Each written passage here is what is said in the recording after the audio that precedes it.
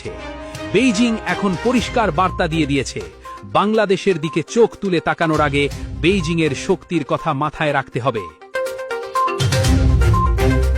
এবার শুনুন পর্দার আড়ালে সেই আসল থ্রিলার। বৈঠক চলাকালীন চীনের প্রেসিডেন্ট শি জিনপিং প্রধানমন্ত্রী তারেক রহমানকে অত্যন্ত চমৎকার এক আশ্বাস দিয়েছেন। ভেতরের খবর হলো, বাংলাদেশের অভ্যন্তরীণ স্থিতিশীলতা নষ্ট করতে এবং নতুন সরকারের উন্নয়ন যাত্রাকে বাধাগ্রস্ত করতে যে সমস্ত দেশি বিদেশি মাফিয়া চক্র ও আঞ্চলিক শত্রুরা পর্দার আড়াল থেকে কলকাঠি নাড়ছিল, তাদের বিরুদ্ধে চীন কঠোর পদক্ষেপ নেওয়ার ঘোষণা দিয়েছে।